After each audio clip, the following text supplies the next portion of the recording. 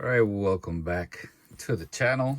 Today we're going to be working on this GM-B2100.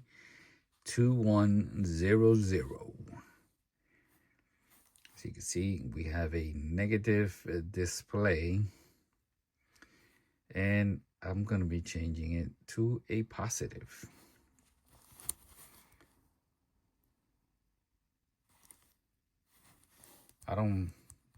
Haven't been able to find a video on YouTube showing how to make switch one of these from negative to positive.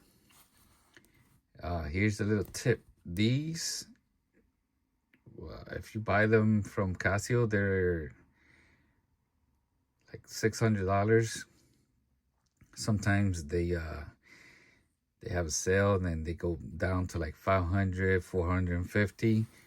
But guess what? If you go on eBay, you might be able to pick it up for like 250. And 250 for a full metal G-Shock is a steal. And that's what I pay for this one. $250 plus tax and and shipping and all that jazz. But you can see it's in pretty good condition. It's used. Exactly the one I wanted with black buttons. I think this version came out in 2022. I do have one that I've already shown in the channel. This one started out as a old stainless steel, and I changed this one to positive already, and I made some changes already. I'm actually not done with this one. I'm still waiting on buttons, and I changed the strap to this leather strap. This bezel is actually, this one is a little bit damaged, you can see, but it'll do for this. So on this video, I made a video about this switching to a sapphire crystal, which I'm also going to do on this one, but I'm not going to show it on this video because I've already shown you how to do it. I'm going to focus on switching that display, which is actually not that difficult to do, in my opinion. On my previous video, I showed you how I was doing the custom dial on this one. This is the basic one, the GA-2100. This module is a little bit more complicated than this one because it has a lot more springs, little springs inside. This one, it has the 2 little springs for the LED. This one has like 4, I believe. And I'll put up a picture here how it looked before I started. It was all white. And now, and if you like these stands, I bought in on Etsy. So I'll leave you a link.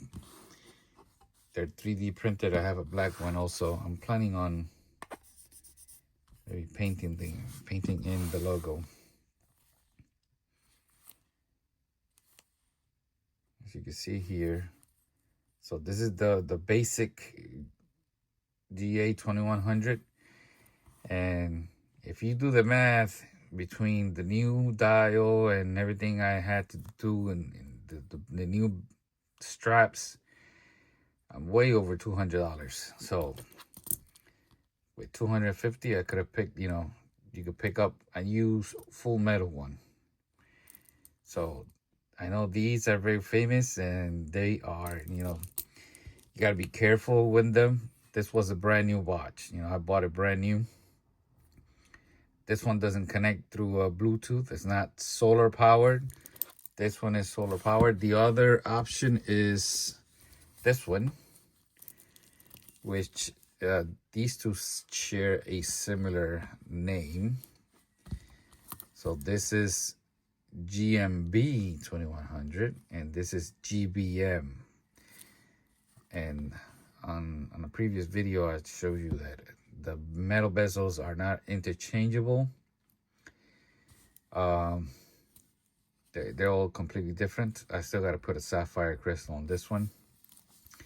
Sad thing about this one is that it does not come with a black bezel, so I'm gonna have to make one.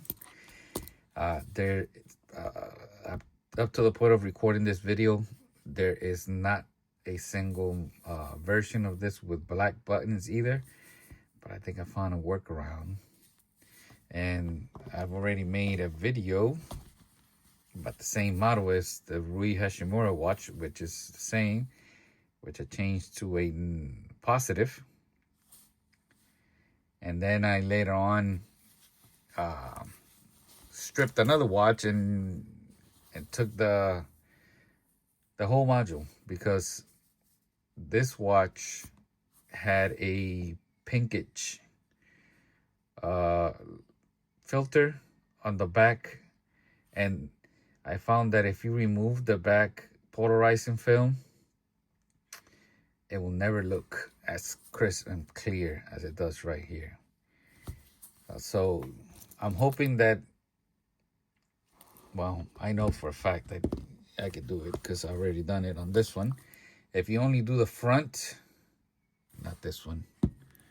See, I got too many watches here. This one. I changed it. I changed this one to positive. You could tell by the line, which is white and it's not black.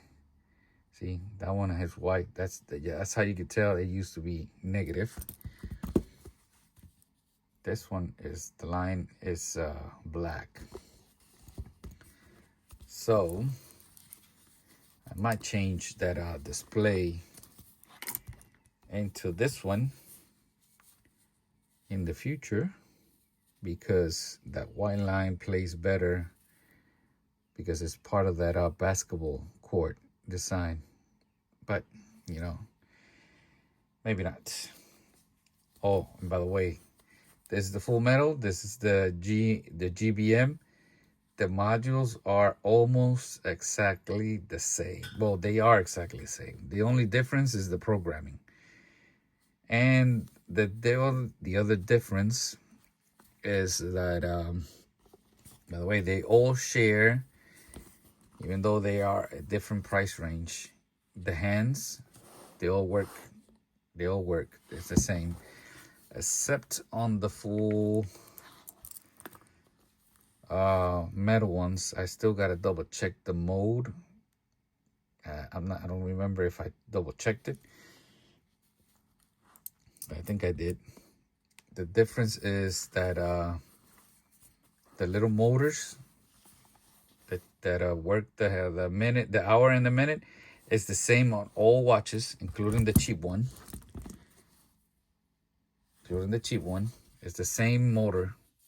So if you need to like interchange motors because one of them died, because I don't know, maybe it got magnetized and it doesn't move, or it's dead, you could buy one of the cheap ones and take off that little motor and place it on one of these more expensive ones. But the mode needle here is different on the full metal watches, and the dial is also different. Even though the hands work, they are much taller, and this ring right here on the dial, it's higher. That's why the little stem where you place the hands, it's a lot taller. So you got to keep that in mind. But you could switch out that little stem too on the little motor. That's something you could do too. But you put this away, almost 10 minutes in, and I haven't done anything. So on a previous video, I showed the hour markers that were gold. I switched to this one because this one is luminous, so it'll show up in the dark. Let me see if I can show you. Check it out. So the gold did look better, in my opinion, but you know, I like that in the dark. I really do.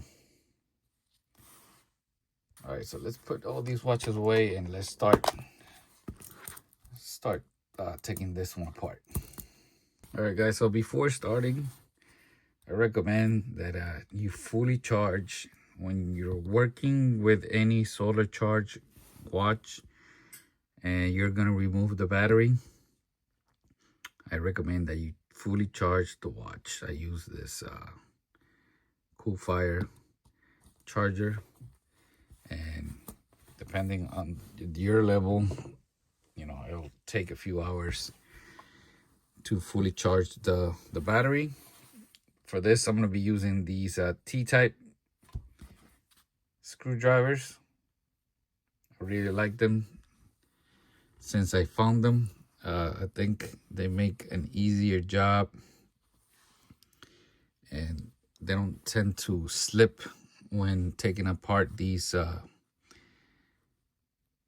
bracelets on this watch. If you didn't know, this screw, but you're gonna see, you gotta do it on both sides. And I can't see. All right, I got it hooked up here. You see how I'm holding it? And I come on the other side.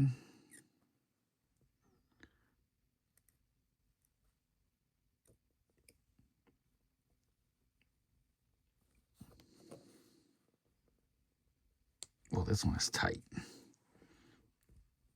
I got it. They have Loctite from factory. So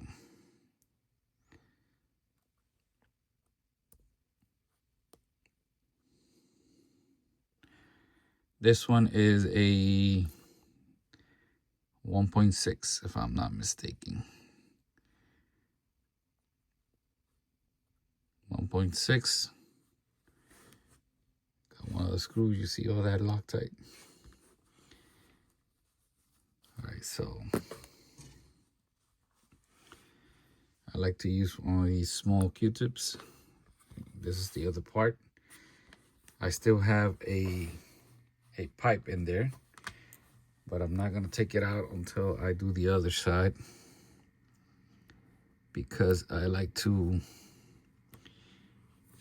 use this pedal to help me out.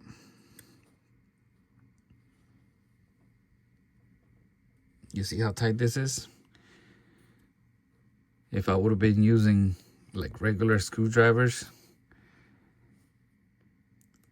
probably would have slipped and scratched that bezel.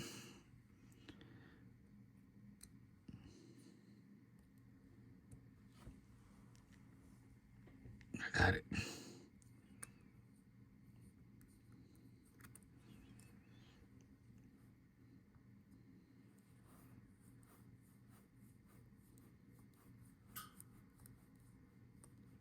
Though this bezel is already, you know, scratched a little, but I don't want to scratch it anymore. So between the stainless steel and the black, stainless steel scratches a lot easier. The black, even though it has that, supposedly that coating that helps, you know, it still scratches. Not as much though as the stainless steel. You can see I could just use this to push it.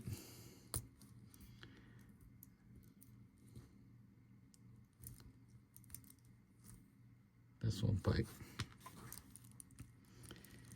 Now this thing comes off. Now I can do the other side. Well, this side. So this is doing two jobs.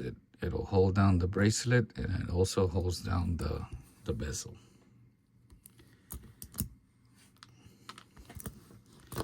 So in case you were wondering, all these have a serial or a number.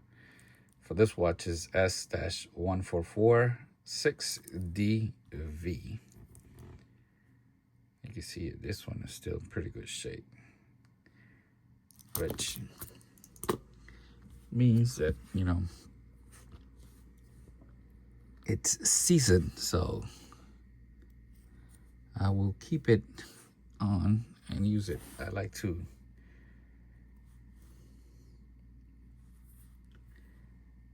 put this like this. Make sure I don't lose it.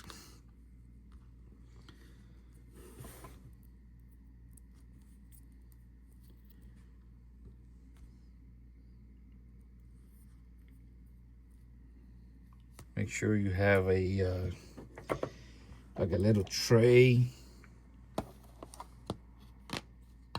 where you can start putting your little parts. All right, let me get now. The next thing I'm gonna get is the little tool to open up the back. You can see this watch still has the little cover here, protector. We're gonna keep it on. And we're gonna clean it in the process. Make it look brand new. All right, let me get the tool. All right, so I've shown this before on the channel, but you know, on my older videos, I suggest buying the one where you do it with your hand. And I gotta say, I really think you guys, if you change out your own batteries, and even though on these watches, you really don't have to change the battery. But if you work on your watches and you open them a lot, like you want to change the hands and anything, just like the squares, if you have squares that are full metal, I really suggest getting one of these, because if you could open only one watch and don't scratch the back cover, this new tool basically pay for itself. Because the problem with the other tool is if that back cover, it's really tight. I gotta make sure this, yeah, it's good to go there. If it's really tight, you're gonna have a lot of problem trying to. I need to get closer to see if I'm in there. All right, I need to loosen this up. Tighten it up. Okay, it's good to go. So all you gotta do is open one watch, and this machine basically paid for itself. Open one watch without getting it damaged. So what I do is I hold it with my left, and then I have this big steering wheel on top. And I'm gonna turn it with the top. Keep an eye on this. Some of these watches are very tight. The older the watch, the tighter it is. So you have to keep pressure on it and make sure it doesn't lift. Look, since everything is in there nicely, look, boom, that's it. And that's it. Let it go. Now, if you have one of these manuals,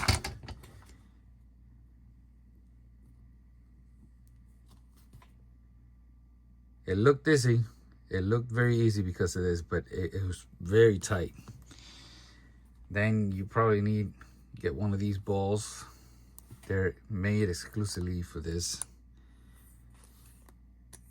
to help you out with this. You could buy one of these cheap ones, or you could buy the very expensive one, the Virgin.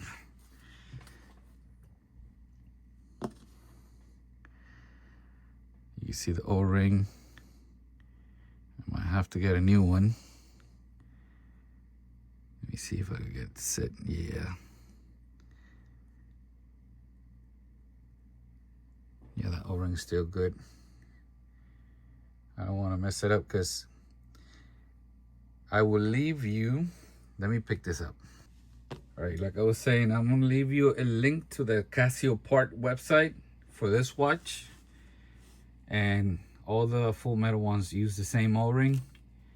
But you're gonna find that this O-ring on their website is restricted. Restricted. I can't talk. The part number is 106-43331. 106-43331. In case for some reason that website goes down. It doesn't even show you a price. But here's something you could do. Let me zoom out. We could take the measurement right now.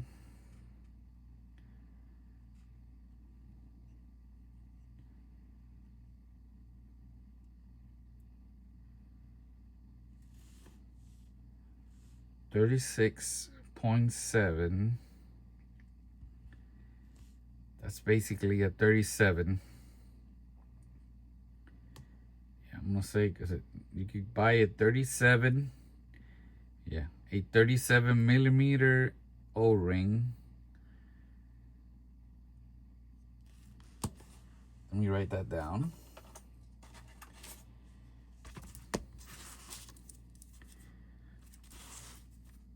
.37 millimeter.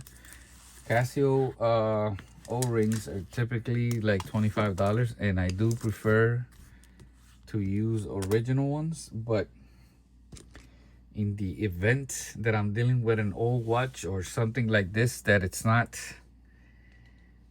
available, restricted, I will have to like buy a generic O-ring, because an O-ring is just an O-ring, you know what I mean? Yeah, this O-ring is still pretty good. The other measurement that you need is the width. Let me zoom out.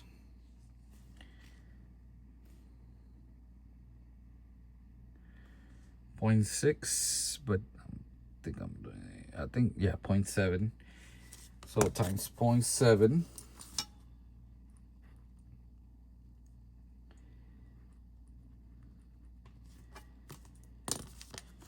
Let me see if I find it on eBay, and I'll be back. All right, check it out. I'm on eBay right now. And this one is 31 to 35.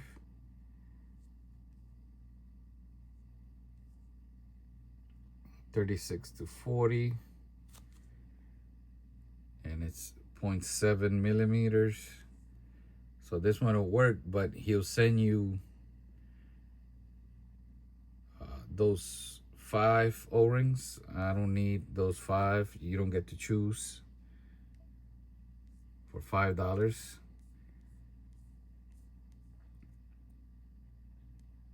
On this listing, it says that it could go all the way up to 38, but it doesn't. It only goes up to 30. I've bought from this guy before, and the O-rings work. I have a few watches that I haven't shown you guys. Old watches. Look at this one. So 0.8. It's a little bit thicker, but you know, at that scale, that's basically nothing. I can make that work. 37. I need 2 because I have 2 metal watches, and $3.54 each. Free shipping right there. Now original ones will probably be like $25. So I'll probably buy 2 of these, and I'll never use them. I'll still try to hunt down the originals. But, you know, I'm just showing you guys how to do it. You know what I mean? All right, so the next step is, all right, took out the O-ring. Let's put it in here.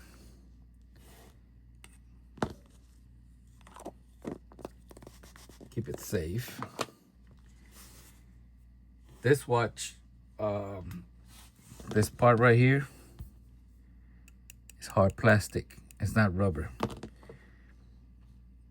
and it's kind of difficult to dig out that module.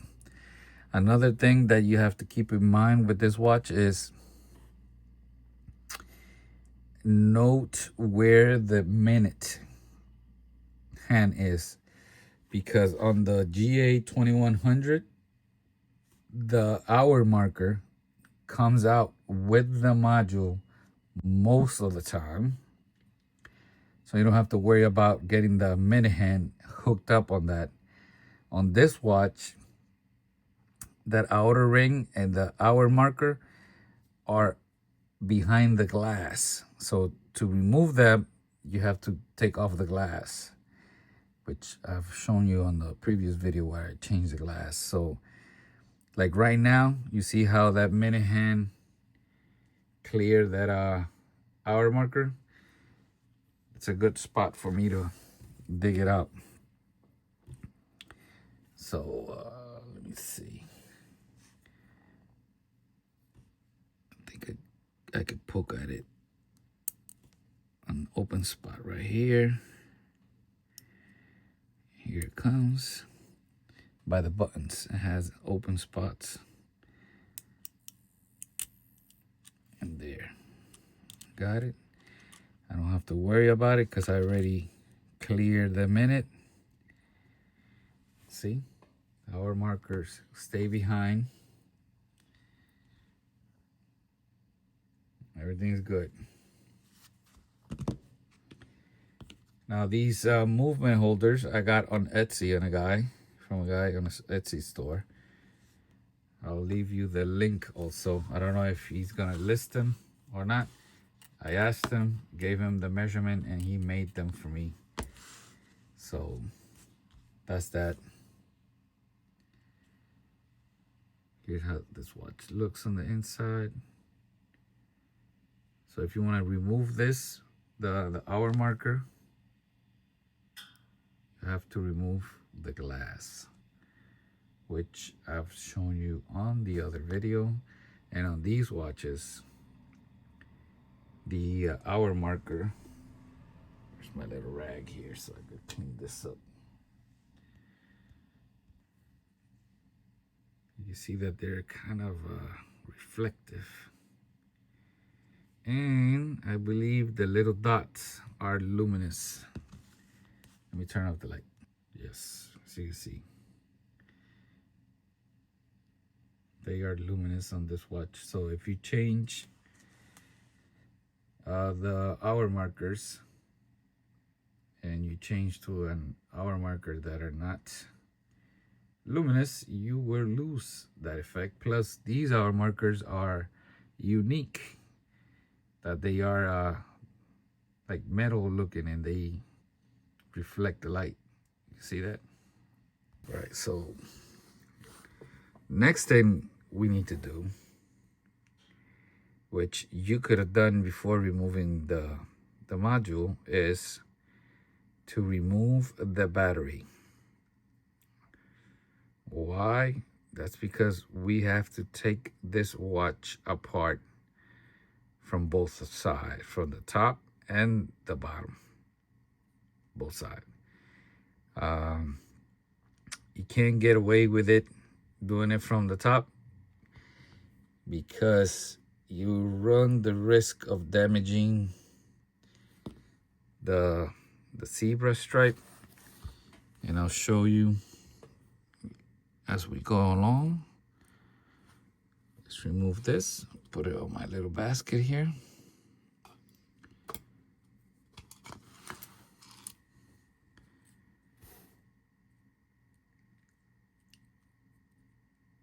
I'll be very careful not to touch the hands.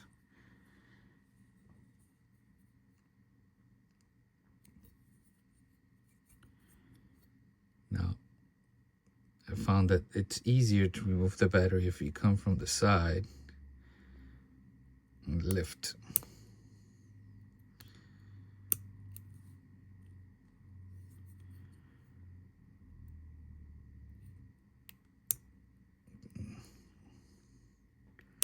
There. Grab some plastic tweezers and remove your CTL 920F battery, which I could put it here safely, not touching anything else. Put that to the side. Now I could close that. Put the module over here.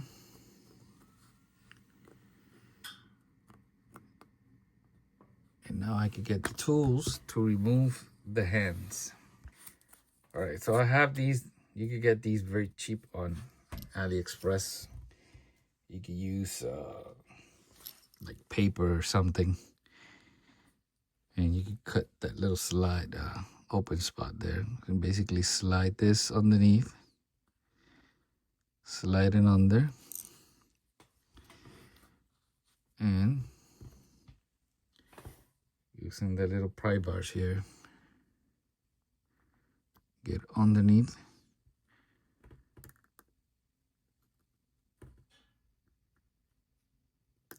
And pop. Put them away. All right, so at the beginning, this is what I was telling you. You see how high this right here is? That's why this stem is higher than on the other watches. Plus the dial is also thicker. We're not gonna remove the mode hand yet because on this watch it sits in kind of a hole, and I could pull the dial and that part will stay behind. You do have the room to go at it like here, but you know, I don't feel comfortable because you don't have the space to pry up. You run the risk of scratching the dial. Now this has double-sided tape, and you do have the solar panel there. So you have to be very, very careful. So you have to go and look for little spots where you could go like this. You see how the dial separates and the mode hand stays behind?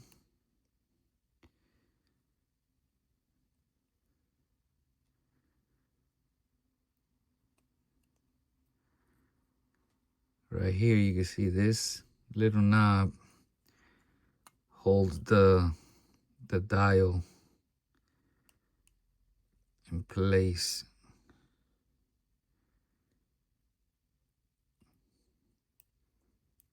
This has got one of the most, let me get the, you see how you can see the blade? These dials are transparent. That's how the solar panel is able to charge the battery. Gotta find where is that tape.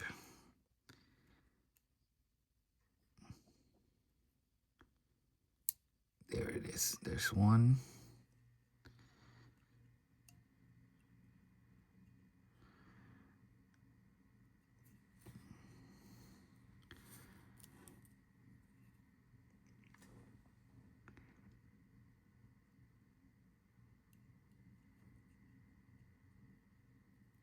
There's the other one.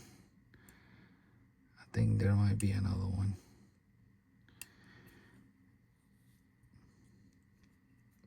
Then there's gonna be another huge piece of tape holding the solar panel, but we'll cross that bridge once we get to it. There goes the dial. See?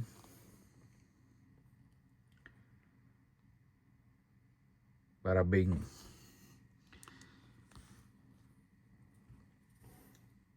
So this is a transparent film. And now I have more room to do the mode hand. The problem with these watches and any automatic watch is if those hands went in crooked in the factory, chances are that you're gonna break that little stem, especially on these watches, because that's plastic. On a traditional watch, automatic watch, it's gonna be metal, so it's gonna be a little more difficult. So here, because of the angle, let me see if I can do it like this.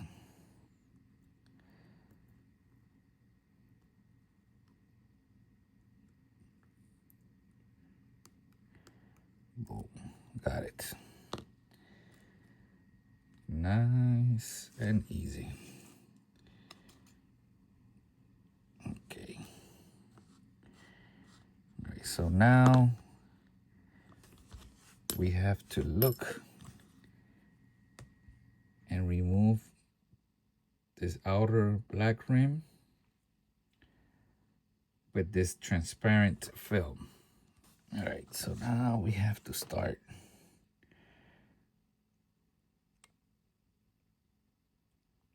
I should be wearing gloves.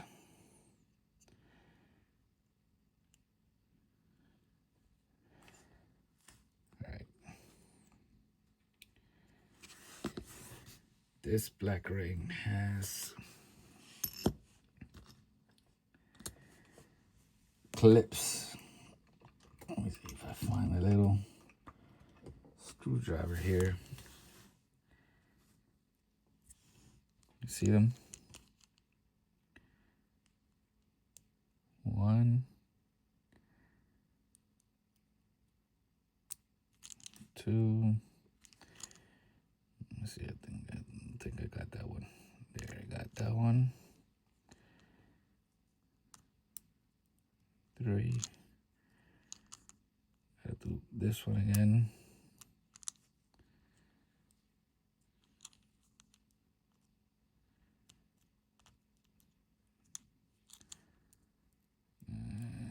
Let me see. This one. There you can see the little springs for the solar. Keep an eye on them. Make sure you don't lose them. Okay. The ring is out.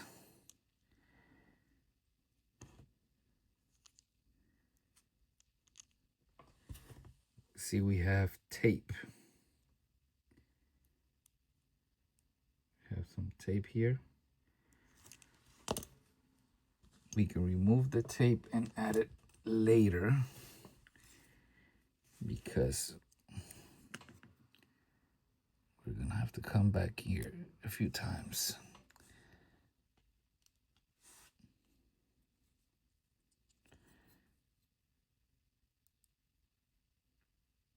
It's not double-sided tape.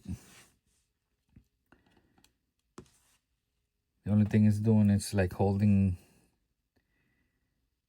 the transparent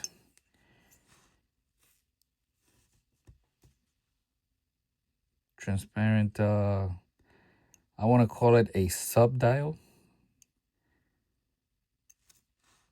because it does have the mode dial there.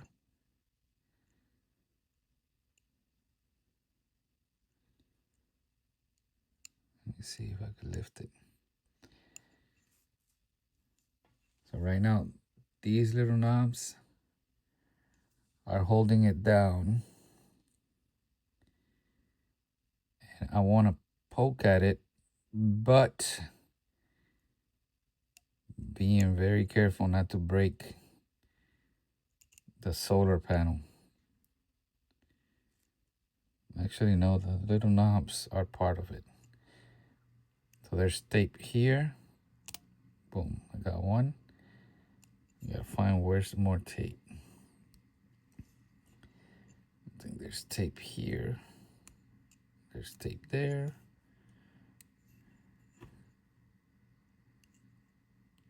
There's tape here.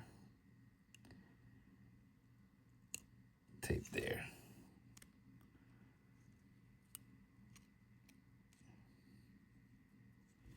See the LED? Be careful not to break it, not to force it.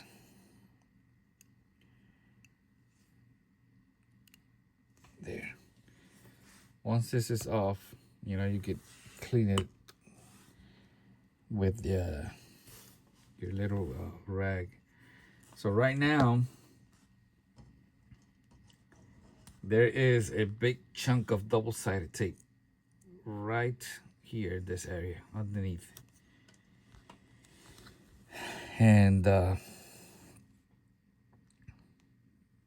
we have to be very careful not to poke the solar panel. And we also have to keep an eye on the springs. You see, this is too thick, so I have to use my X-Acto knife. So I'm gonna come from an angle.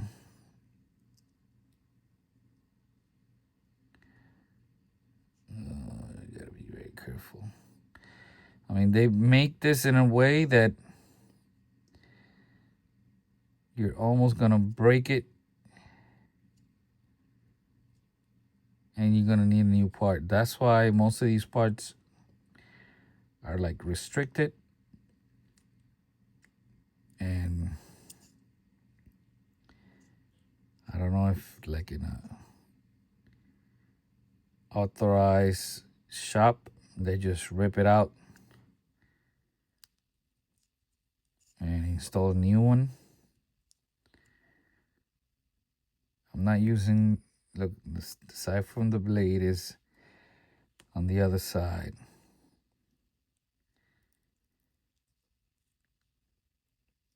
Okay, I'm almost through, guys, almost through.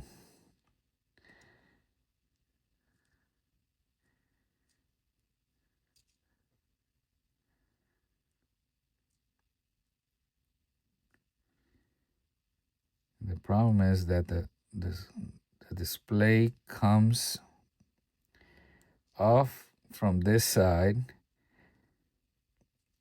but you got to push it from the inside. And man, this tape.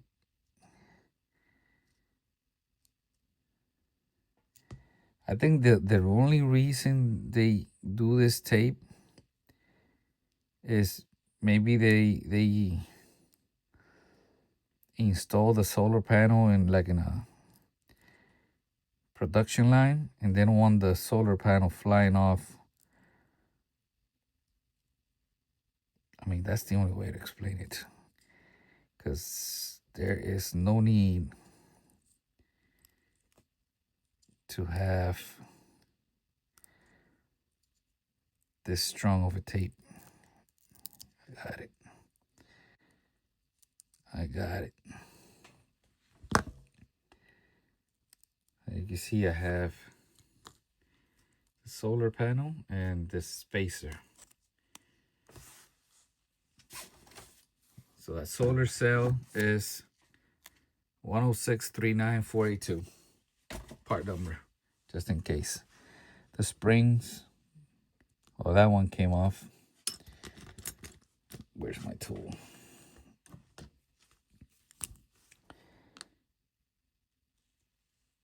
So we don't need that for now. We could put that in a little basket. Keep it in a safe place.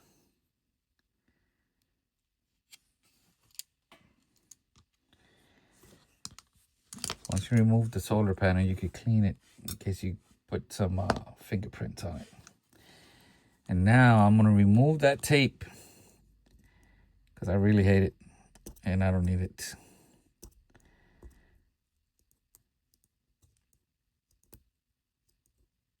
And to do the swap, the polarizing swap,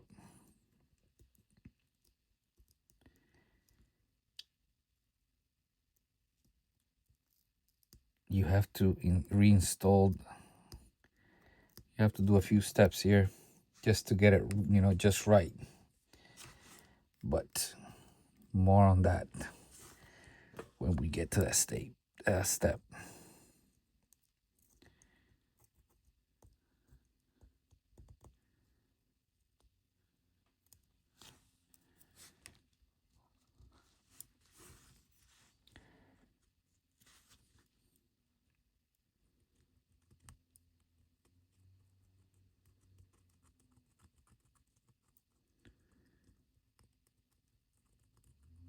To clean that with alcohol, or at least make sure that it's completely gone. Got these small Q-tips here. Let me see if I could.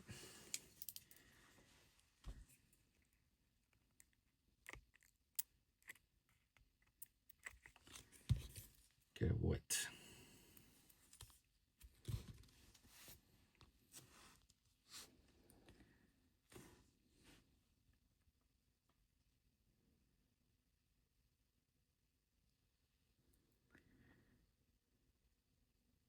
These little motors are very sensitive, so be very careful. Make sure that you're working with screwdrivers that are not magnetized.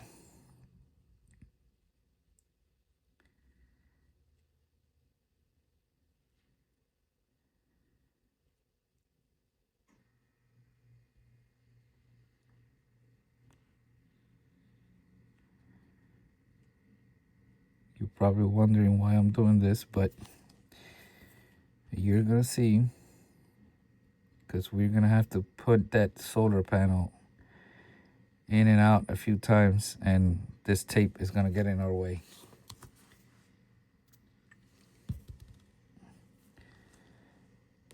If I don't remove it, I run the risk of breaking it. So, you know, and I already did the difficult part of removing it once,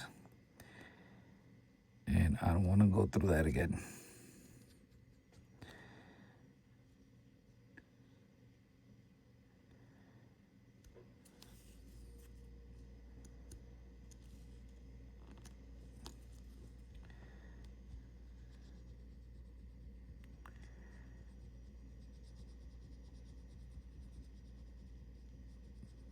I think that's good enough. Yeah, I think that's good enough.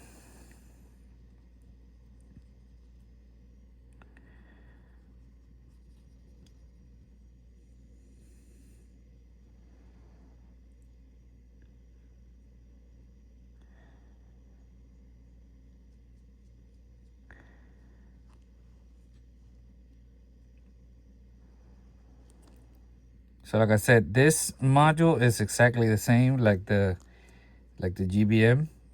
I already done that with the Rui Hachimura watch, but now I feel a little bit more confident, because on that watch, you know, I was just, you know, guessing what I was doing. So now we gotta take off the clips here. Let's take this clip off here.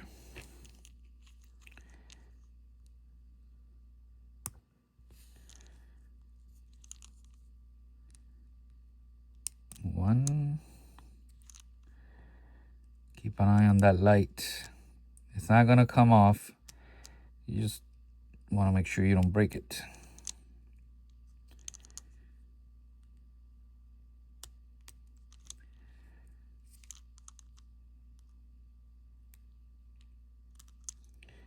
and might be a good idea to take a picture. That way you know where everything goes back. All right, so next thing we gotta do is we gotta remove these three little screws. And like I said, make sure you're working with a screwdriver that is not magnetized in the back. I suggest you get one of these. This is my 1.4 Grey Poupon. That's what I call it. Virgin. Demagnetize it.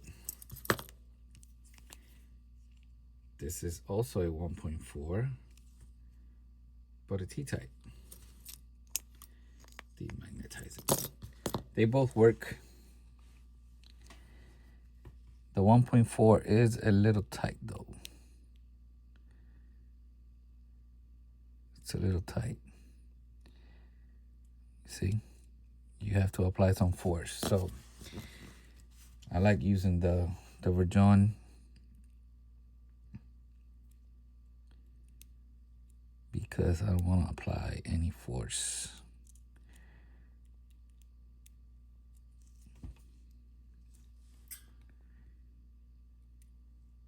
Make sure you're working on a clean area. So when that screw falls, you can see it. I've noticed that working with this black background, you see it's still magnetized. I can see the little things better, the little screws. All right, let me put that away.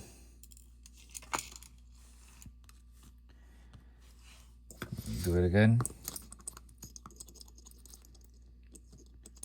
So I don't know if it gets magnetized because of the little motors or not, but you know,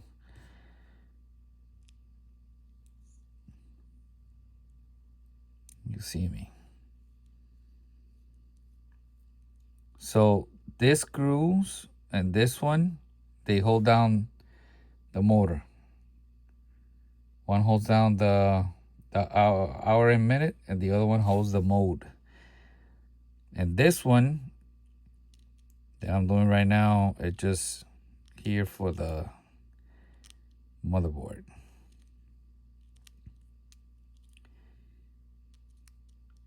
So you can see it gets magnetized again.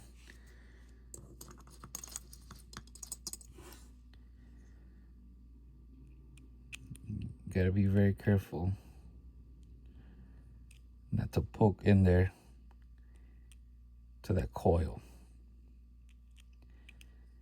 That's the coil of the little motor. Of course, if you're gonna try this, it's gonna be at your own risk. Now, you have some springs here. Make sure you keep an eye on them right there for the light.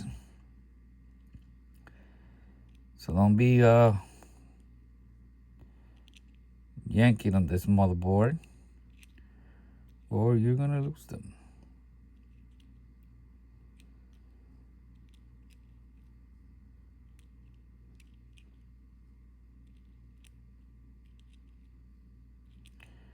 All three screws are the same side, so you don't have to worry about mixing them up.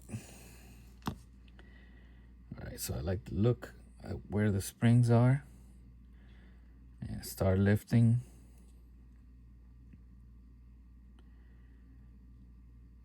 This side, don't worry about the spring. The spring is soldered on the other side, so it's not gonna come off.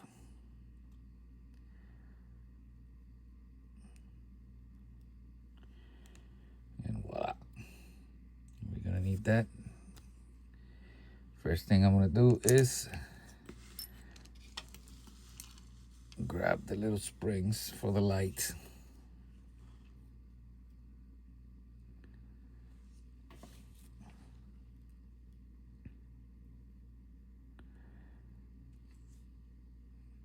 These little springs are different from this one. So, no, I think they're the same. But either way, I keep them separate.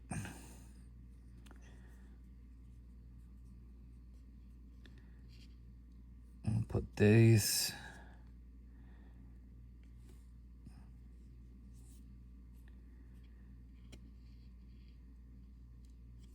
I'm telling you, this tool is a lifesaver. Let me see. Yeah, they're longer, see? You're not seeing anything. They are longer. So the ones on the side are longer.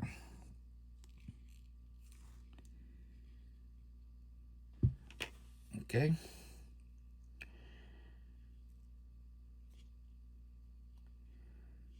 All right, so the next thing we do is, I think I told you the screen comes off from the front, but it doesn't. You push in there. We have it.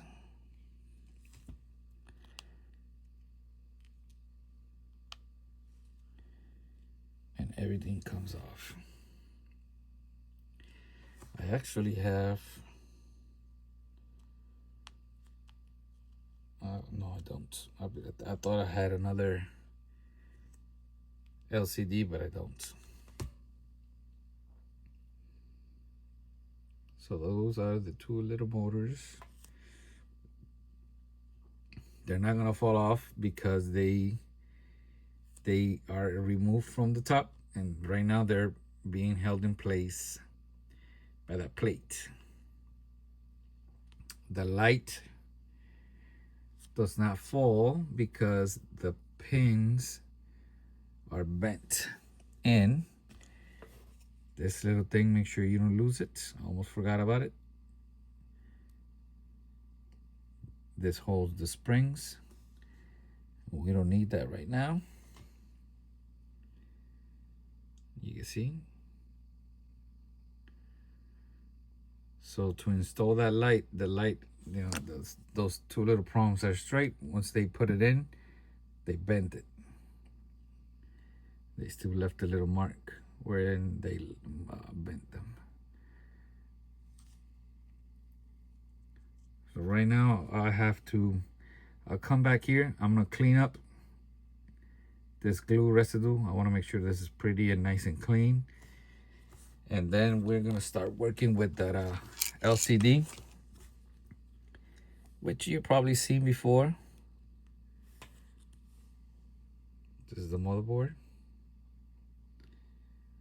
I'll put that to the side.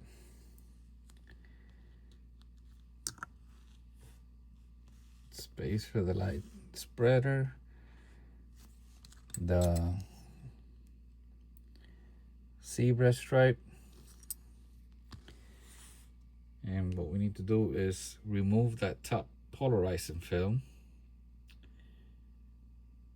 That white line is going to stay behind because it's on the back of the screen. So I need to put this in a rag and put some glue gun on it to soften it up. So I'll be back. All right. Glue gun.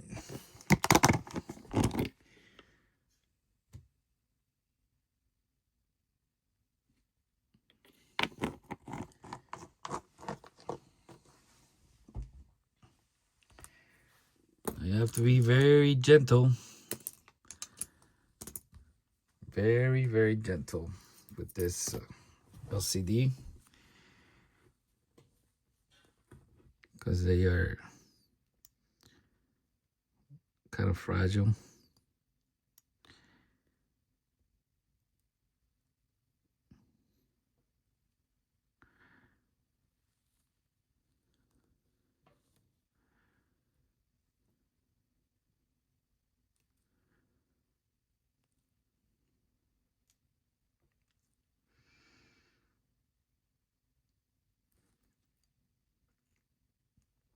So you're probably thinking that the glue gun is not doing anything. I didn't wait, but the truth is If you place the glue gun and you just let it sit, it's not gonna do anything. The purpose of the glue gun right now is just to help the blade like slide in better.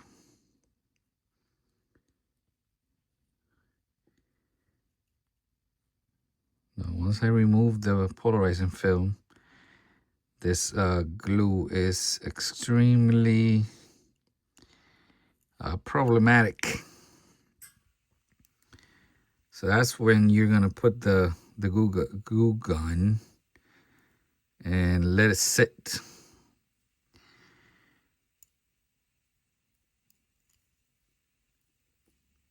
I like to let it sit for like a half hour or more.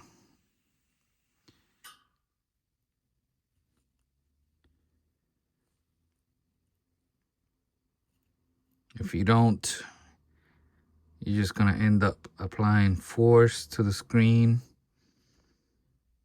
And you know, this is gonna happen to any watch that you do. You run the risk of breaking it.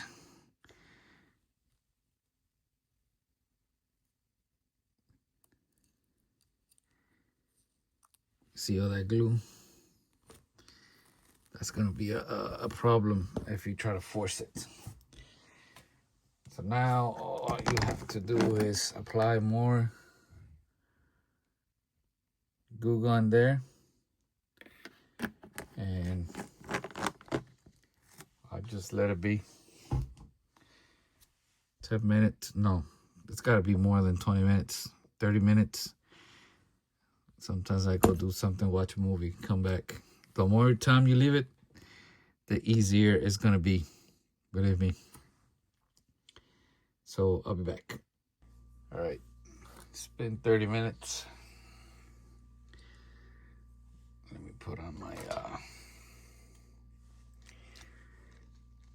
double goggles here.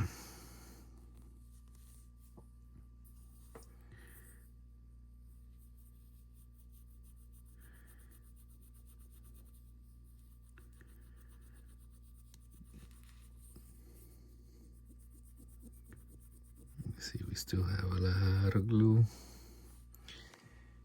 A lot of glue.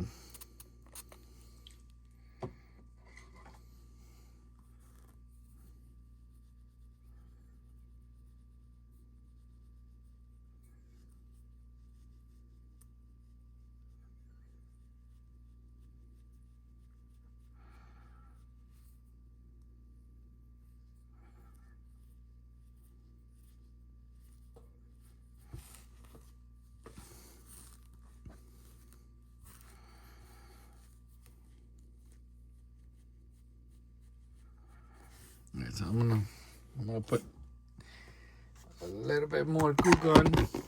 Leave it for another 30 minutes. And we'll see how it looks. All right, so that took over an hour to get it clean. Got my polarizing film, sticky side down.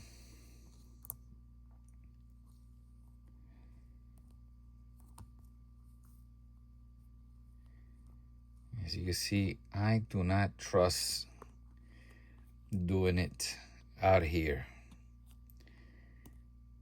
You see what I mean?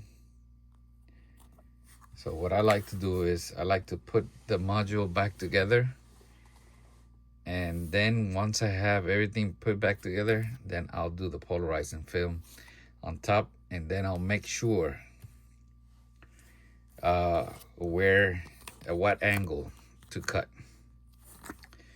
Because I found that these LCDs, you know, they're a bit different.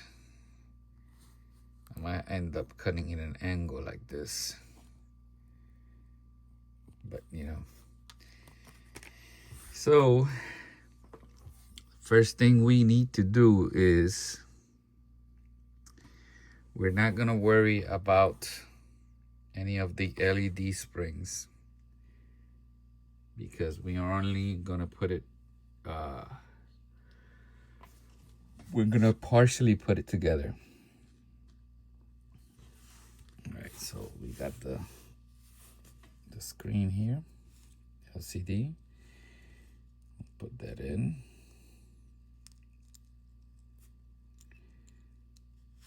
Can't see. Can't see. I lost a little clip that goes here. I already saw it. Gotta put it in before I put in the motherboard. All right, put that in.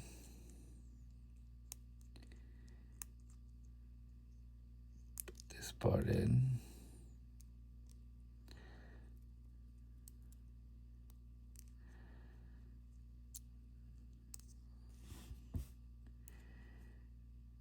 Okay, you can see there's another LED right there in the corner. Okay.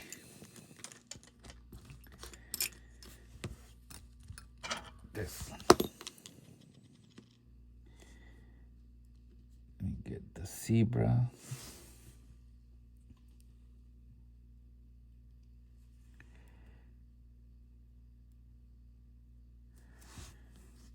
And I don't think I have to install this, but I'm gonna do it anyways. Gotta find the angle.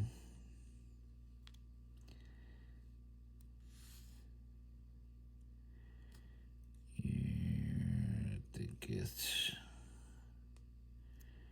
this way.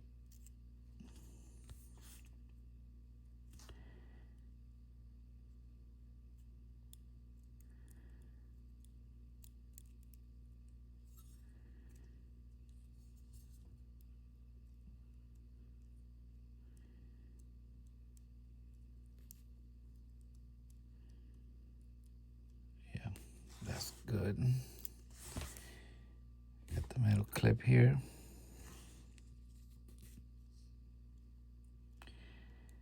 The good thing about doing this step is you get to practice putting it back together without the little clip, without the little springs. Now this, those little cushions, it could be a problem sometimes. All right.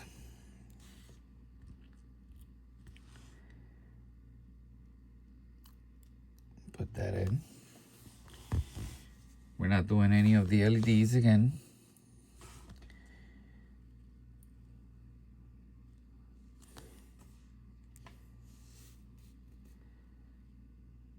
Stay right there.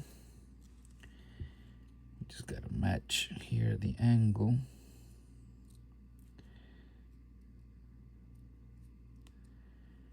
All right.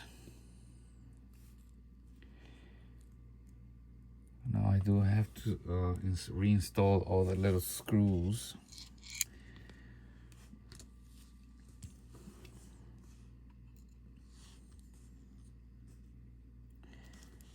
At this point, it does kind of help having a little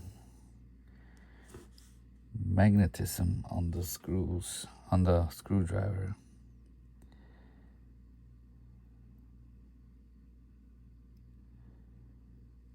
That's what I like to do right there.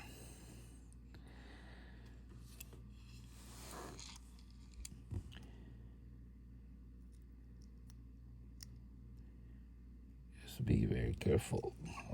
I'm not on camera.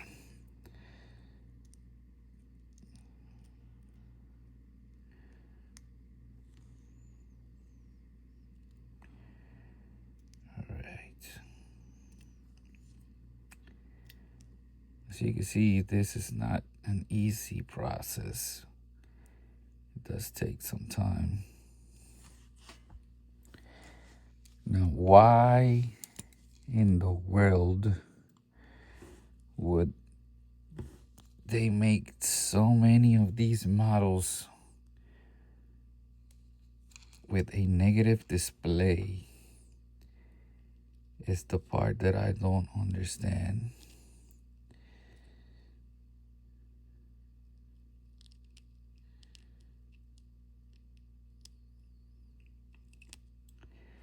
Because I have yet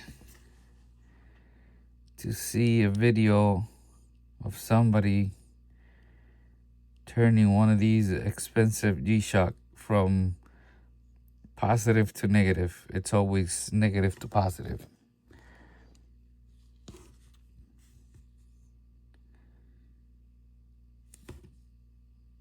I wonder if, like, worldwide they do sell a lot of the negative display, but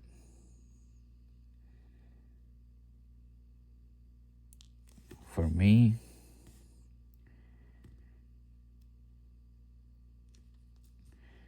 a negative display is a no-no.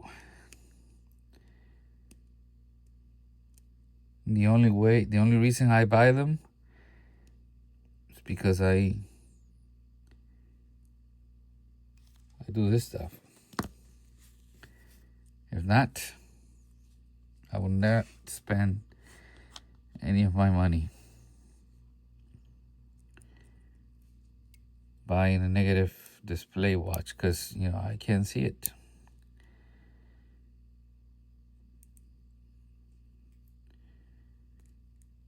Can't read it.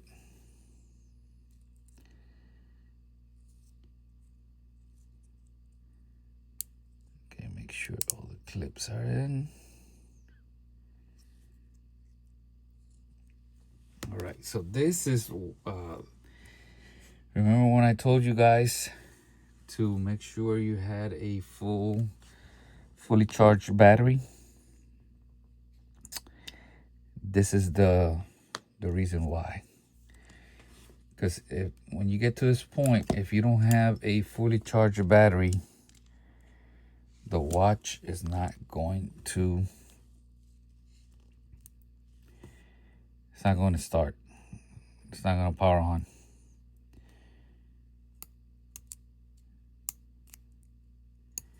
It's going to remain on that, like that sleep state, and it's only going to show up like charging. And if you don't have one of those charging station, you are out of luck, buddy. You're gonna be out of luck. All right, so what we need here is the solar pins, because in order to start the module, we do need to connect the solar cell.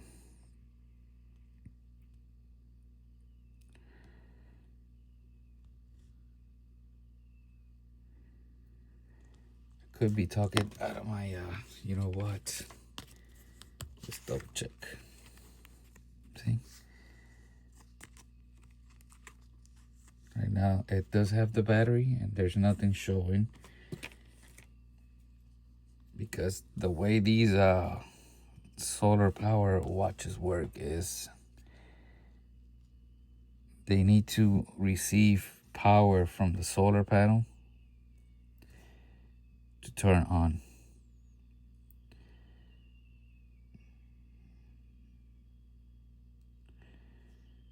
And that is why I removed that tape. All right, let's put the module here on the holder. We got the solar cell, 2 here. All right.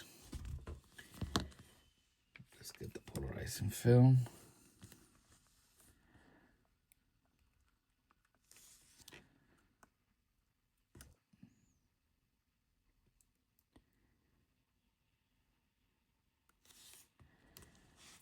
And let's see.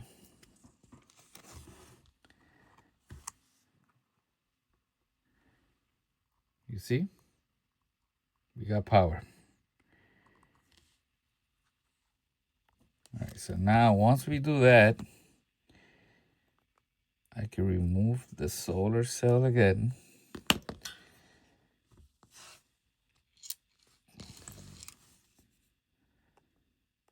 Remove the two little springs so I don't lose them. And now the watch will remain powered. And now I can play with the,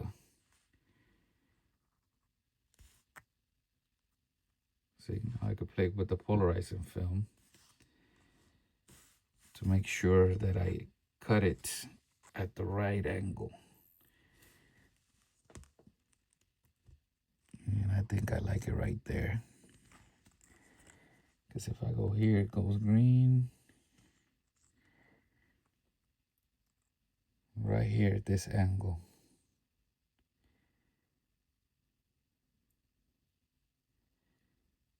Let me get the marker.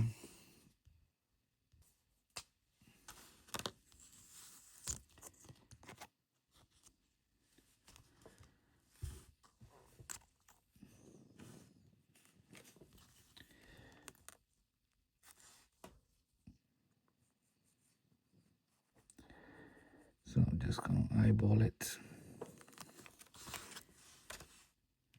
like that. Now I'm gonna grab one of these little dots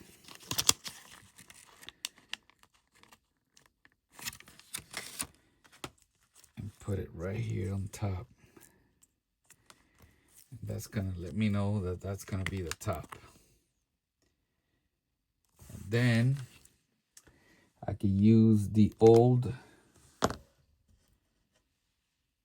polarizing film as a template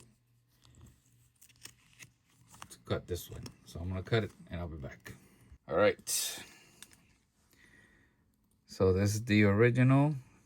You don't have to worry about cutting those two little loops. You don't need them. This is the new one.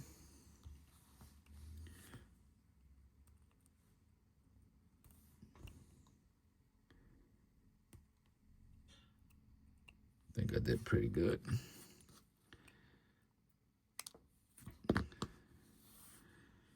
Now I need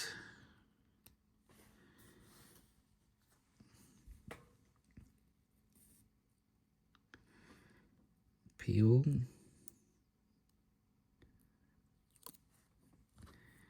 Now, because I know that on this,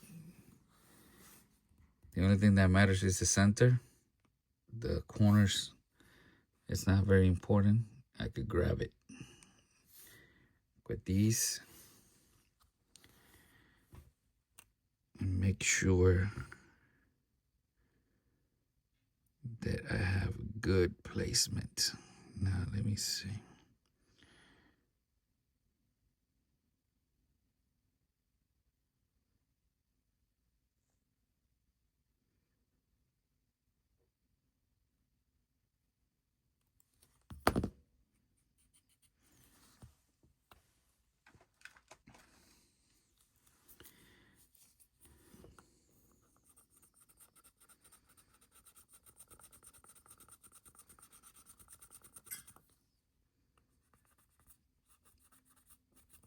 That should be good.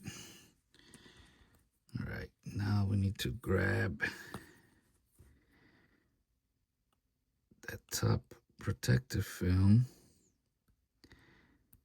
just to check to see we don't have any bubbles. Because remember, we got to take this apart again.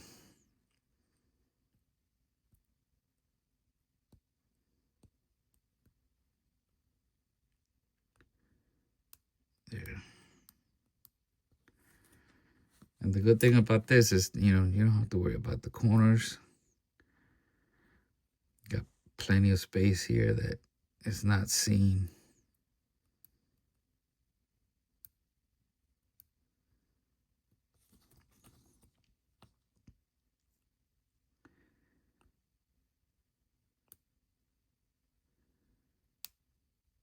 make sure you don't touch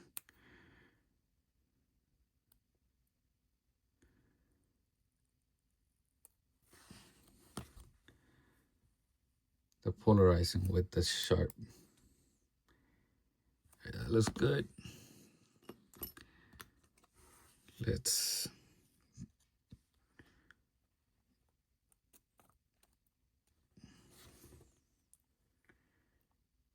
the dial is gonna end up something like this. Okay, so now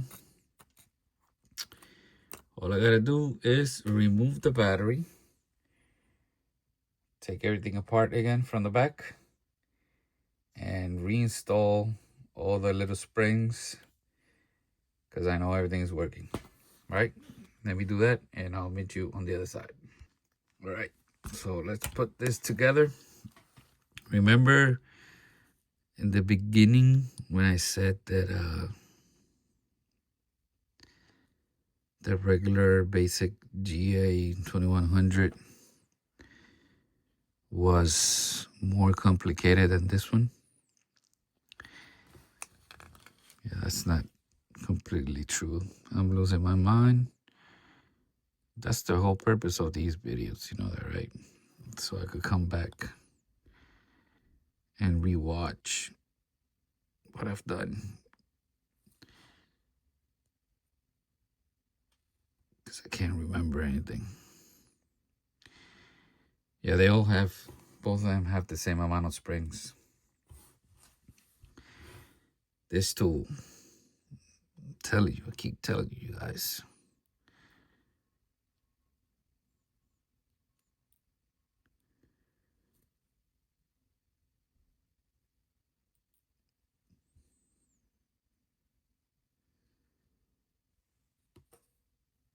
You see how nice that was. Remember, the longer the springs went on that side LCD.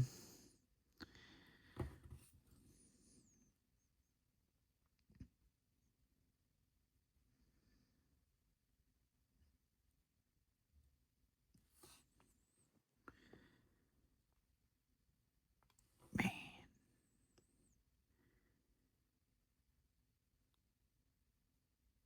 Oh, see, when that happens,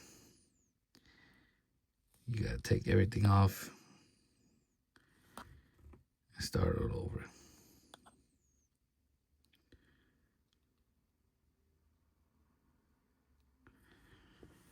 There's no way around it.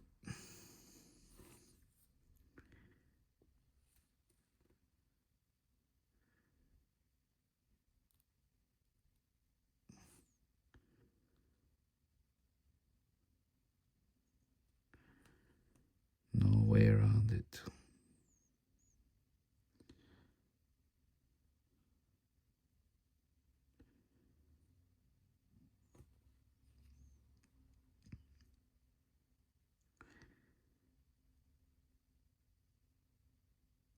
I've I've uh, I've seen comments where people say that that they won't be able to like deal with the little springs. And yes, it is a bit complicated, but it's only bad if you don't have the proper tool. Okay, the tool that was helping me, I touched this and it came off. So now I gotta take off the zebra. Push this slowly back in place. That way I don't mess up the springs. There you go. Okay, now I can grab the zebra stripe again. Beautiful. All right, now we're gonna turn it because I want to keep an eye on those springs. Okay.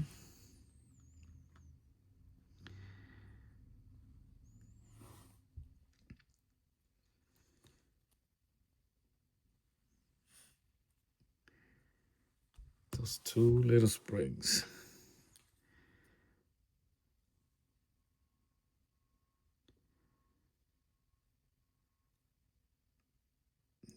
Hook it here.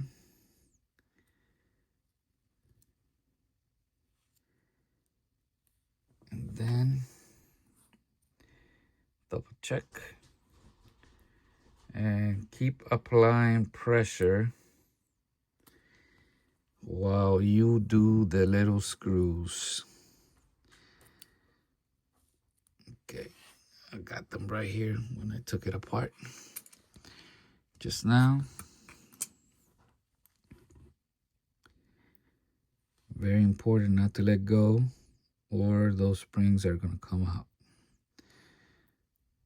You see why I didn't do that at the beginning? Because I wanted to concentrate just on the polarizer. Okay.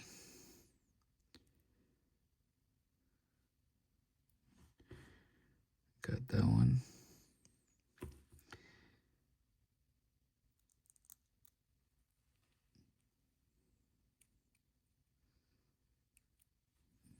Okay. Go back to this one.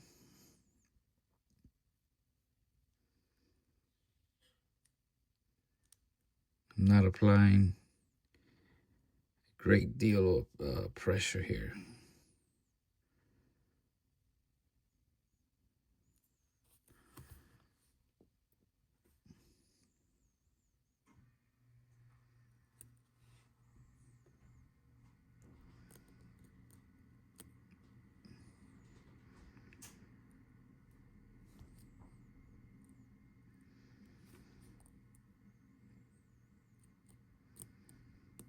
You gotta be very careful not to go inside that coil. I'm sorry if you're not seeing what I'm doing, but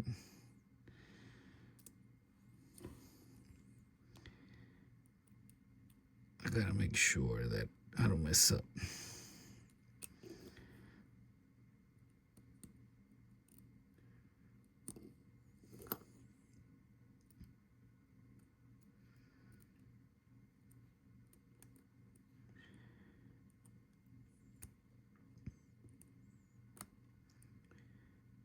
Okay, I'm still applying pressure.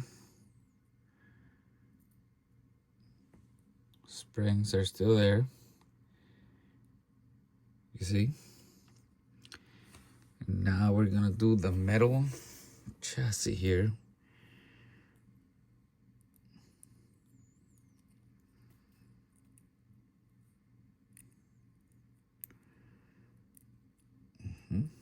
Right here.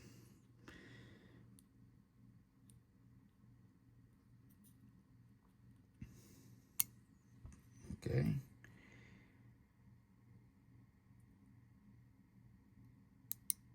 There.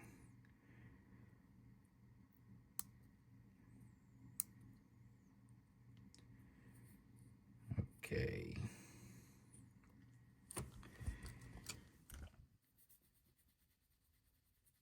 Clean that screen a little bit. All right, so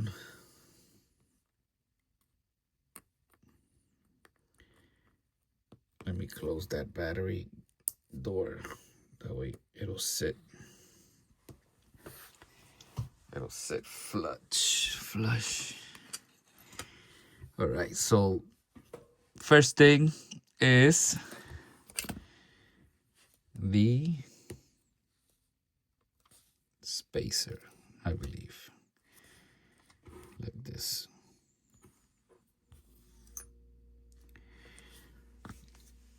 And I believe the spacer does not cover the springs. Like that. Now,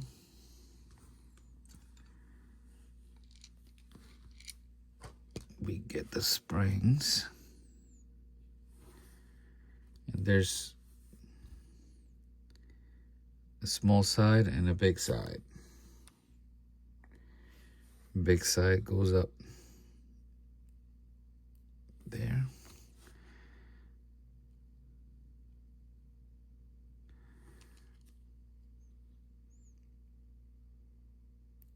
Whoops.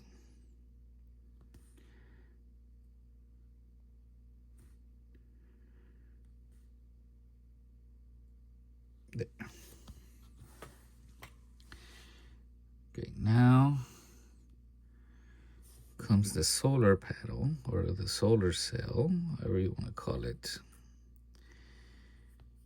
Right.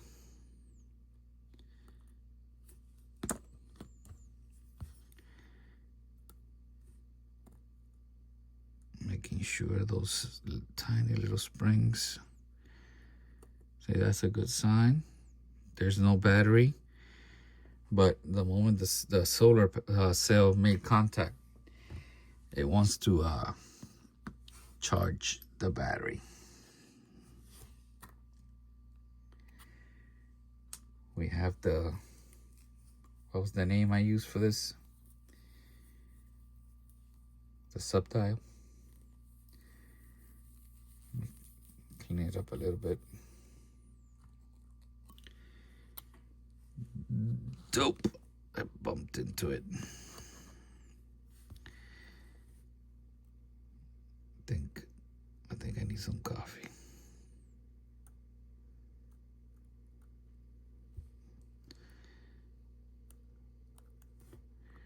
You see why it has that double-sided tape from factory? I think they use it that way.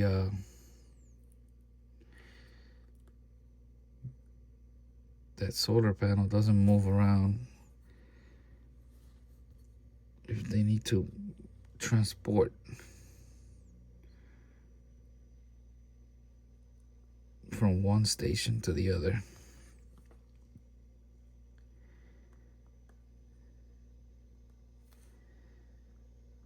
Okay.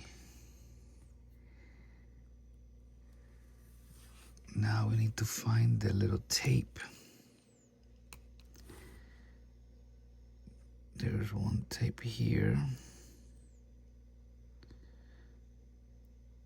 I don't think this is necessary.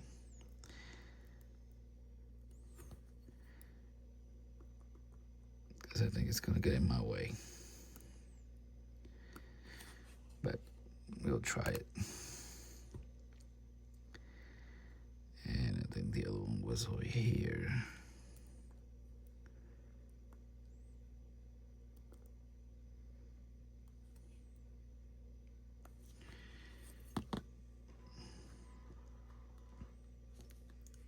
All right, so now it's easier to install the mode hand before you do the big dial. Let me get it.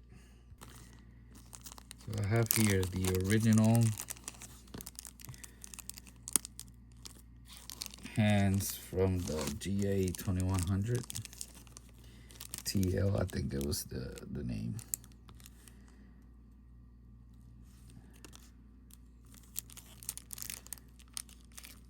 I'm not gonna install the hands. I wanna check.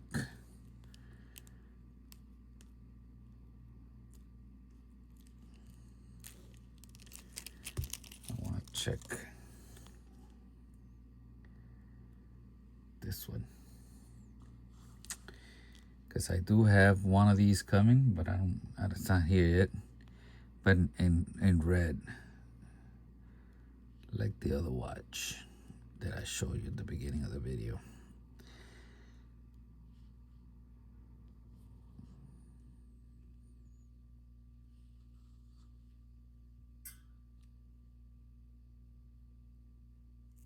Yeah,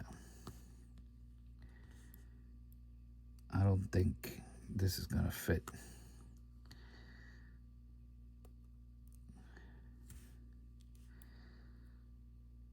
I think the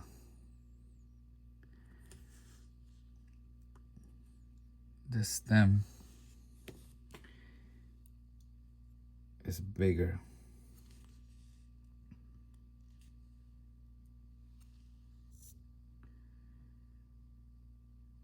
do you think? Yeah. For it to fit, I'm gonna have to enlarge it. Just a little bit. And I think that's what I had to do on the other watch. See, I keep forgetting things.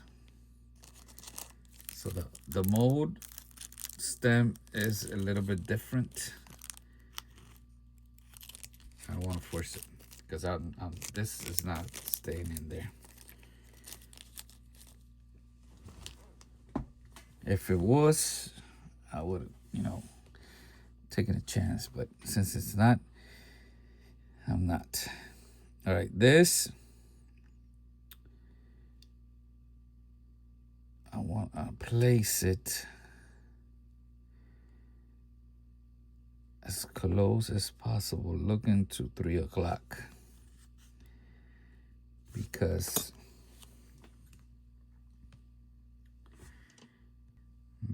that's how you calibrate it.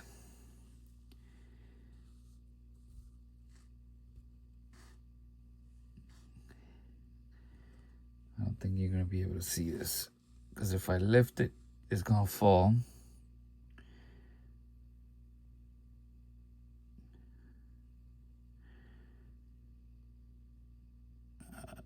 I'm still a little bit sick, so I have to breathe through my mouth.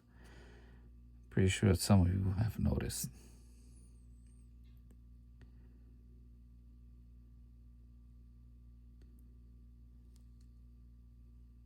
I think that's to push in a little bit more. Let me get the other one. The gray one.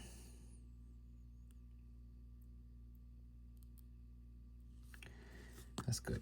All right, now I'm going to install this. And we had an open spot. Let me see. Right here. The open spot without a clip to the right is the top, if I'm not mistaken.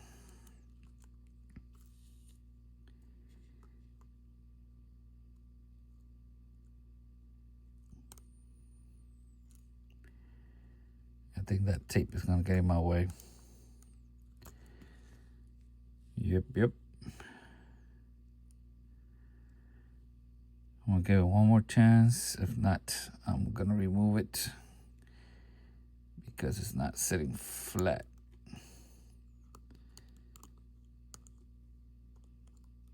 There, I got it. Factory fresh. It's not perfectly at 3 o'clock, but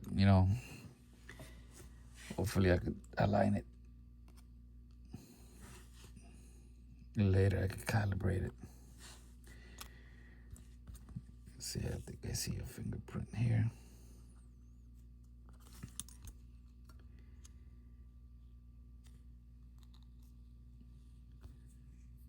Man, I wish somebody will make these dials for these watches. But here's what I think is happening. Since most of these watches are, one, they're expensive. Two, most of them are negative. So I don't think they sell as much as the basic.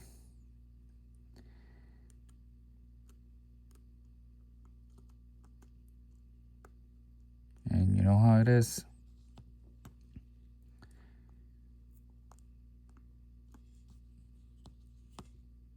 If there's not enough demand,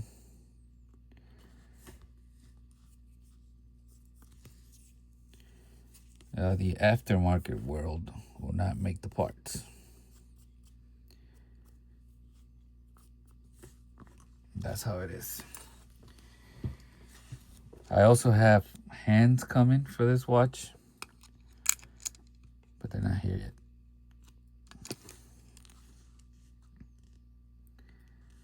So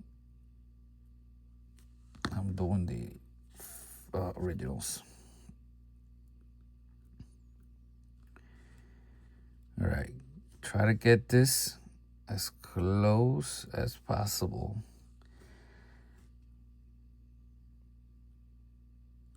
to 12 o'clock.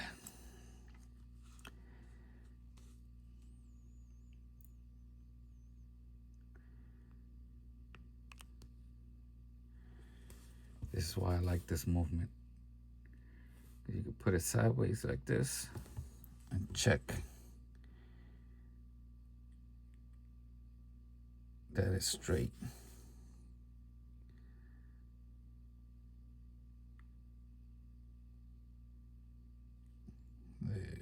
No.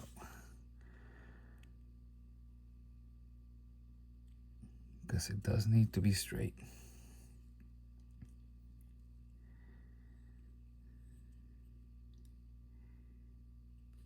I can see it's a little bit crooked from this side. There. Beautiful. All right, now for the minutes.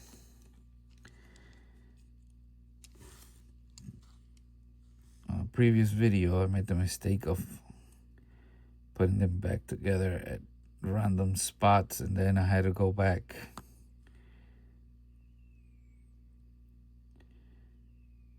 because I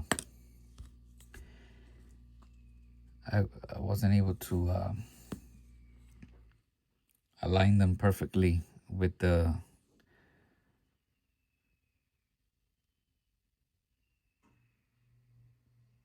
synchronization thing in here on the software. There. Not touching. Give it a little bit more. Whoops. The module is made to hold different type of modules, so it doesn't clip on place. It was my fault. I should have held it. The module, no, the holder. Yeah, I think that's good enough. Let's see. We'll give it a little more, another push.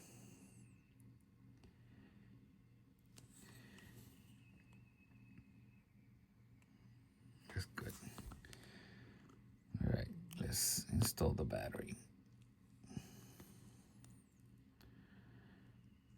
Remember, we don't have tape now. Well, the original tape should be there, but it's not as sticky as before. So we gotta be careful. And I don't want to install more tape.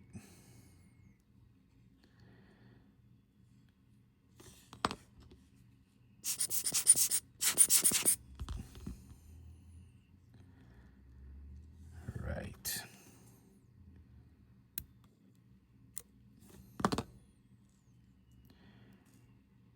I still have not done the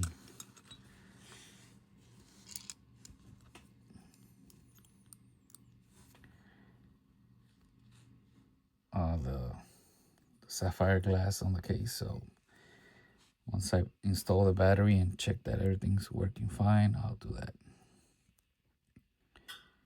before installing the module.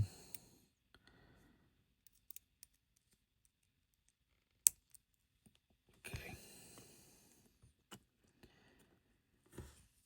All right, remember what I said?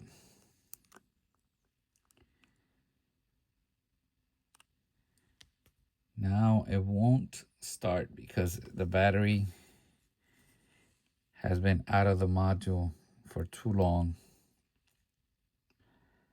So it needs to charge in order to get going.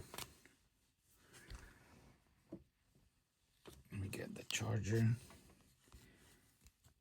It shouldn't take that long. Well, I haven't done an AC yet, so let me try an AC. Sometimes when you do an AC,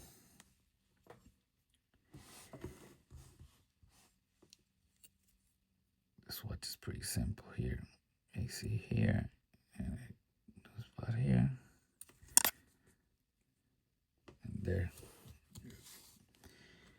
That was all it needed.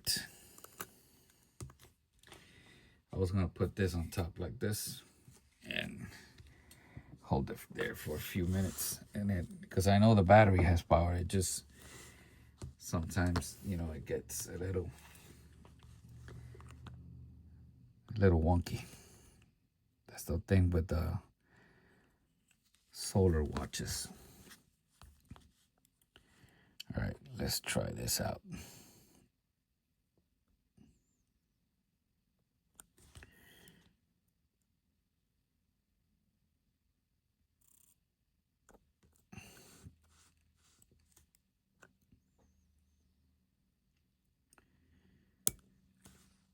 Okay.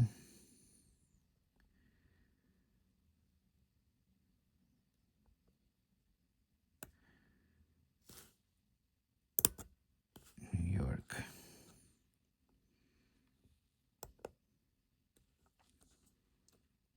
DST is on.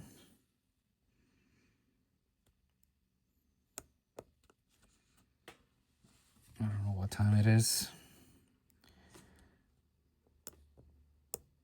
I'm gonna leave it like that for now. It's probably like 5 o'clock in the morning.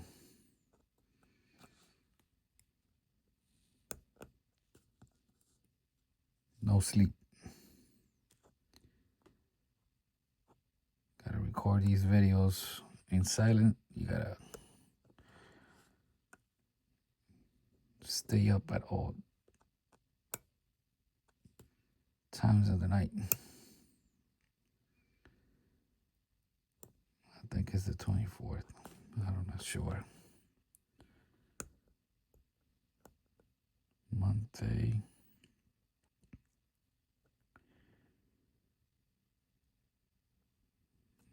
I'll change that later on the app.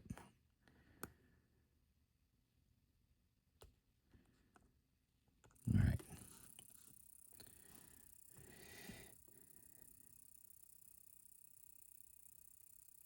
Okay, it's on time.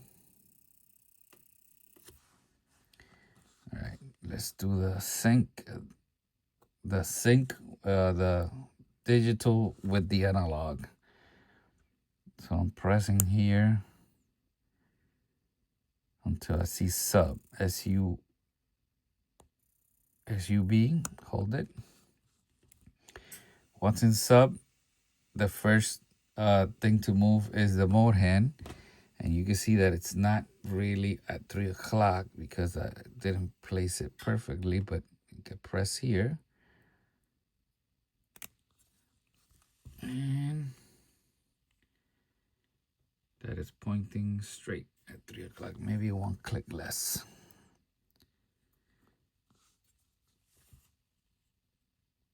Yep. All right, once you do that, you press here. Now we're gonna do the hour hands, and they're almost perfect. Almost. You gotta do this 1 click.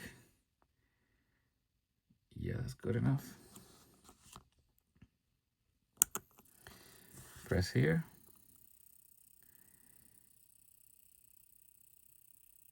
And it'll sync the time. This is a good time to check that they're not touching. You can see they're got plenty of space.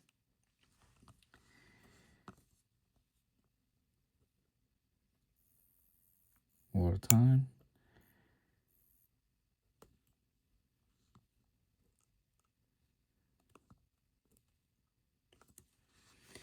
So you can see everything is working. We just have to put this back in the case. But before I do that, let me install the Sapphire Glass and I'll be back. Right, Sapphire is in. Right, so let's install the module.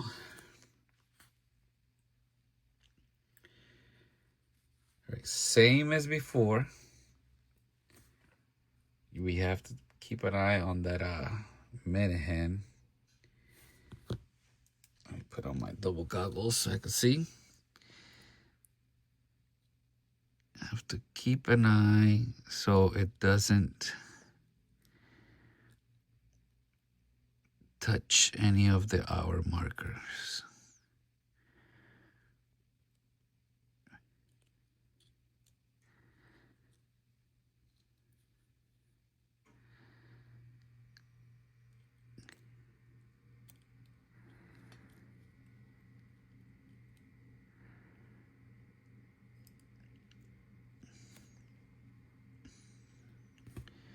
It's not straight.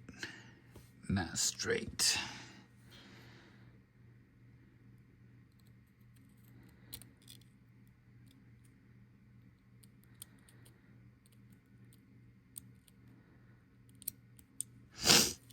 Yeah, I think I have to install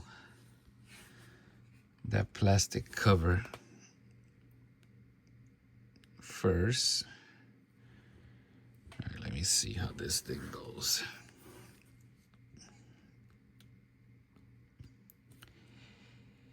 Yeah, I think it's like this. Bada bing, right here, there.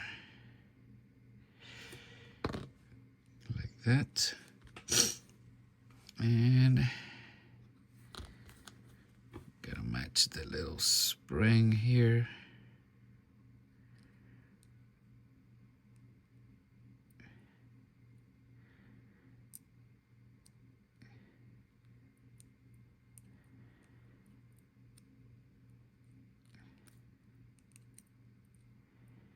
Right there.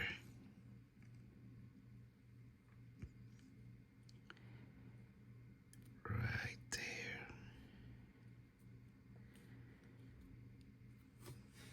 Okay. Making sure it's clean.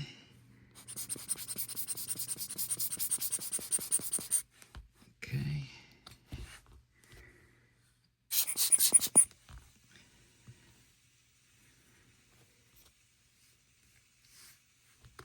I got a fingerprint here. Make sure it's on the outside. Yep. Okay.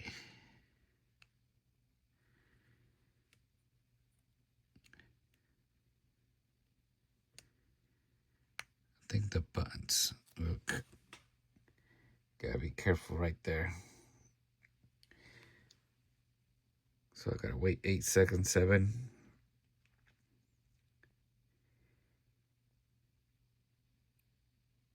Yeah, moved. All right. All right, so we just gotta, I think we just gotta work it in slowly. Making sure it clears the buttons. Check here.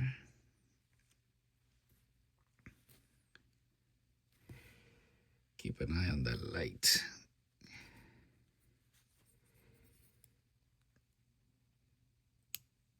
There. Okay.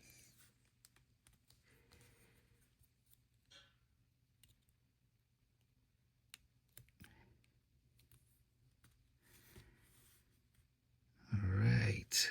Make sure everything's safe, flush inside.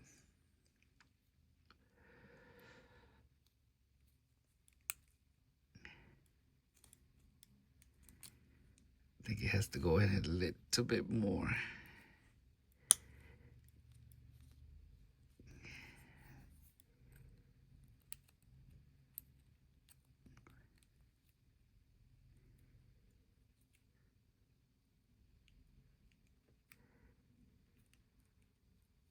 I don't know why I think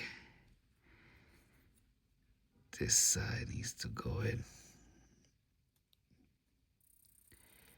Let me check the buttons. Yeah, I think they're working.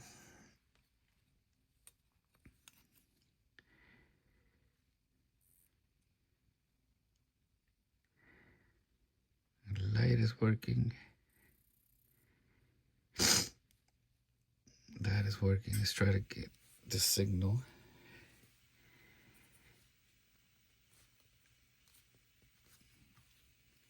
So yeah, it's not going in any further. All right.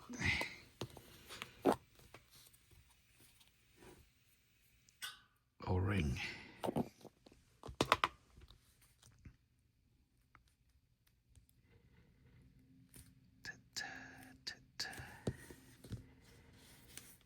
Nice and lubed.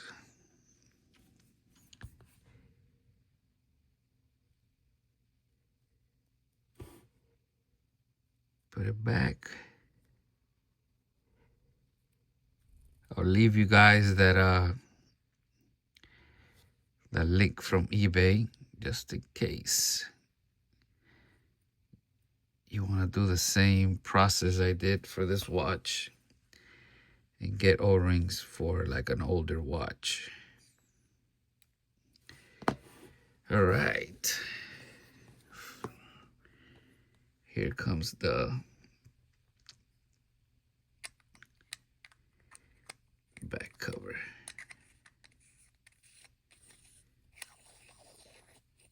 You know, sometimes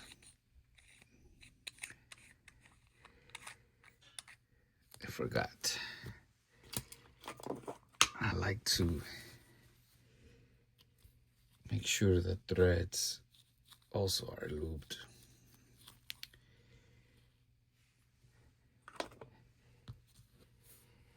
Call me crazy, but you know, I think it just helps. It helps to prevent the back cover from like seizing to that case. Now I'm going carefully here, back and forth, to make sure that O-ring doesn't get caught and comes out of place. I always do this. I don't know if it's correct, but it helps me catch if for some reason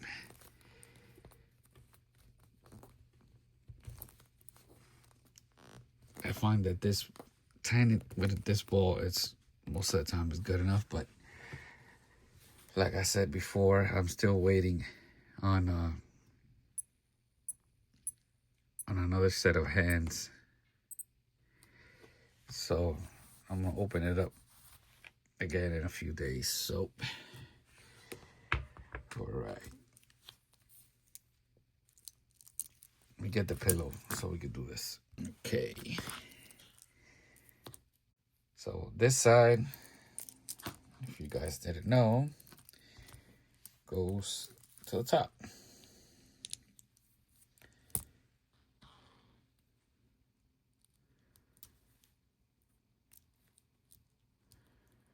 Right there.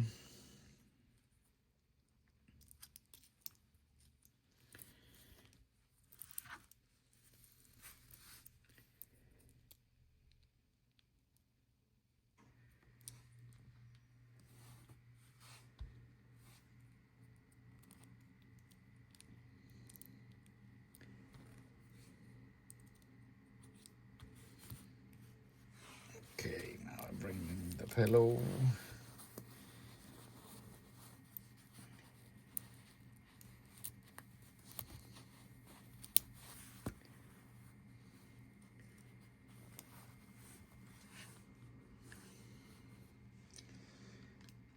Let me put on my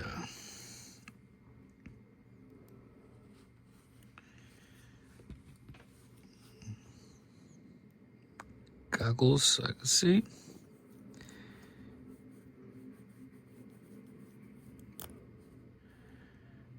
Ooh, gotta take it slow.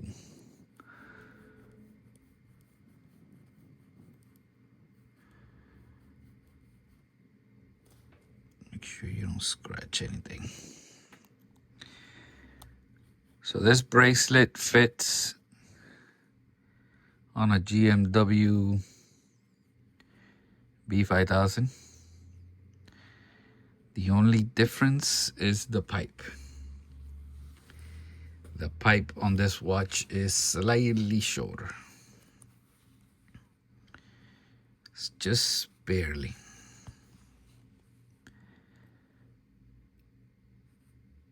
The inner pipe. But the screw,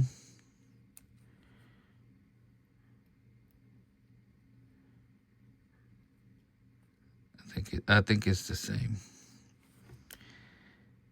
But that screw with the tube might be might be different too, might be a little bit shorter.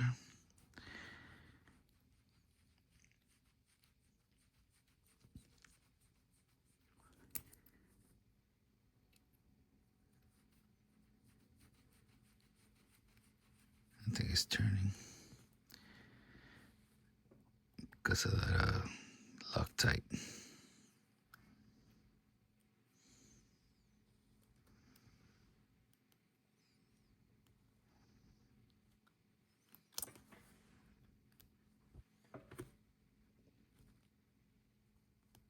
There.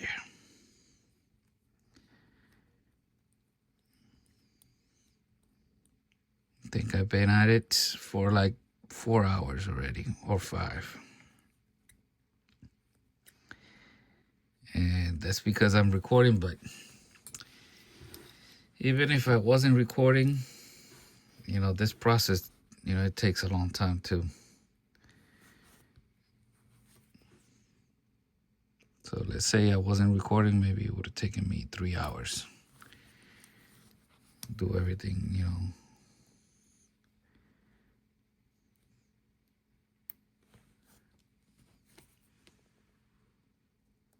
nice and slow. There it is.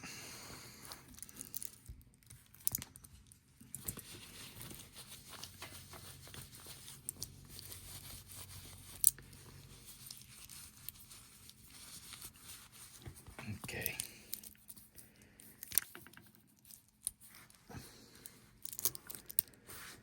There you have it. The GM-B2100. Negative to positive. What do you guys think? If you made it all the way to the end, thank you for watching.